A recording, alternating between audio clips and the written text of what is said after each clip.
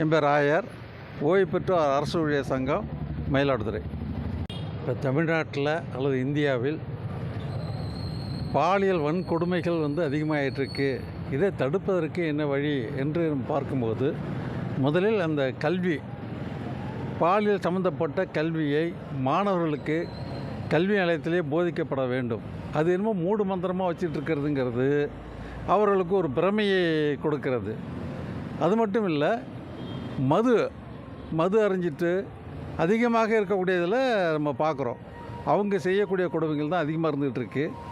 இப்போ சமீபத்தில் நேற்று ஒரு 17 வயசு ஒரு மாணவன் ஒரு 3 வயசு குழந்தைய அநியாயமாக அதனிடம் பண்ணுறாங்க.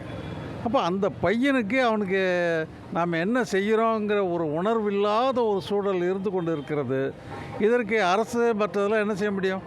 அப்போ இருக்கக்கூடிய அவர்களுக்கு சிறு வயதிலேயே இது பாலியல் கல்வி இந்த மாதிரிலாம் செய்யக்கூடாது. அது ஒரு வயது வந்த பிறகு தான் செய்ய முடியும் அப்படிங்கிற போதுமான விழிப்புணர்வை உண்டாக்கினால் ஒழிய இது முற்றிலுமாக இது காவல்துறை மூலமாக இது கட்டுப்படுத்த முடியுமா? அரசாங்கம் போடக்கூடிய சட்டத்திட்டங்கள் மூலமாக தான் கட்டுப்படுத்த முடியாது. இதற்கான ஒரு விழிப்புணர்வை சமுதாயத்தில் நாம் குழந்தைகளிடம் கொண்டு செல்ல வேண்டும். அதுவும் பெண்களிடம் கொண்டு செல்வதை விட ஆண் குழந்தைகளிடம் இந்த பாலியல் சம்பந்தப்பட்ட விஷயங்களை அவங்க பெற்றோரும் சரி சமுதாயமும் சரி கூடுதலான விழிப்புணர்வை உருவாக்க வேண்டுமே ஒழிய இது வெறுமனே தடுத்து நிறுத்த முடியும் காவல்துறையால் அல்ல அரசாங்கம் போடக்கூடிய எந்த விதமான நடவடிக்கையாலும் மட்டும் இல்லை. இது சிறு வயதிலேயே அவர்களுக்கு கேரளத்தில் மற்ற மாநிலங்களில் அந்த குழந்தைகளுக்கு அந்த மாதிரியான ஒரு பாலியல் கல்வி பாடத்திட்டத்தில் கூட கொண்டு வர வேண்டும் என்று தான் நான் கருதுகின்றேன்.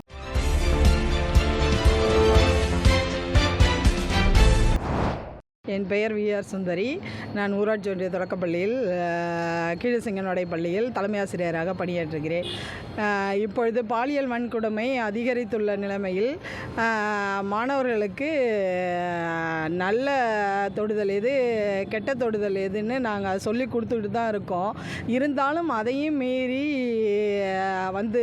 சிறு வயது பிள்ளைகள் பாதிக்கப்படுறாங்க. அதுக்கு கண்டிப்பாக போக்சோ சட்டம் மூலயமா நடவடிக்கை எடுக்கணும். அதல்லாத மாணவர்கள் 17 வயசு 16 வயசு சின்ன வயதிலேயே மாணவர்களை ஊடகங்கள் மூலயமா அவங்க அதிகமான கருத்துக்களை தெரிஞ்சுக்கிறாங்க. அதனால் பெண் பிள்ளைகள் சீரழிக்கப்படுறாங்க. அதுக்கு தக்க நடவடிக்கை எடுக்குமாறு கேட்டுக்கொள்கிறேன். இந்த பாலியல் வன்கொடுமைக்கு மது, கஞ்சா போன்ற பொருட்களும் காரணமாக இருக்கிறது. அந்த மாதிரி மது அருந்தியவர்களையோ கஞ்சா அருந்தியவர்களையோ மாணவர்களை புரிஞ்சுக்கிட்டு நடந்துக்கணும். பெற்றோர் முக்கியமாக பிள்ளைகளை தனியாக விட்டுட்டு போகக்கூடாது. மதுவோட கொடுமையில் கூட அந்த பிள்ளைகள் மூளையில் செயலிழந்து அவங்க எந்த நிலைமையில் இருக்கும்னு தெரியாமல் கூட அவங்க செய்யலாம். அதற்கான நடவடிக்கையை எடுக்குமாறு கேட்டுக்கொள்கிறோம்.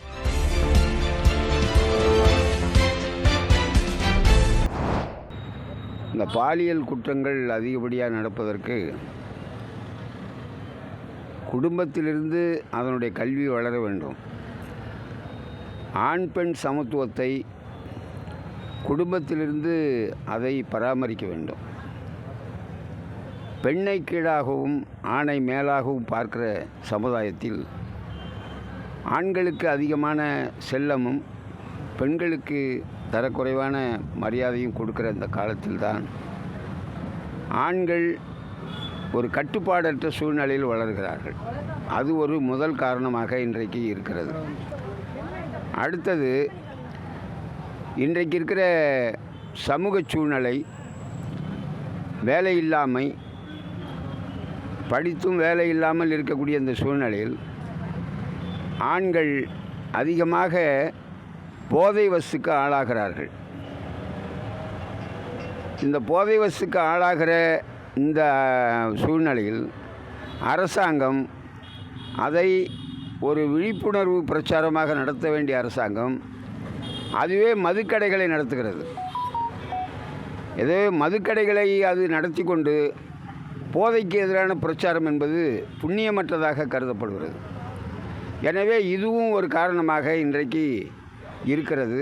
எனவே இது ஒரு மக்கள் ஒரு விழிப்புணர்வோடு ஆண்களை ஒரு சரியான விழிப்புணர்வு செய்து வளர்க்க வேண்டும் என்கிறத மாற்று கருத்து இருக்க முடியாது என்று நான் கருதுகிறேன்.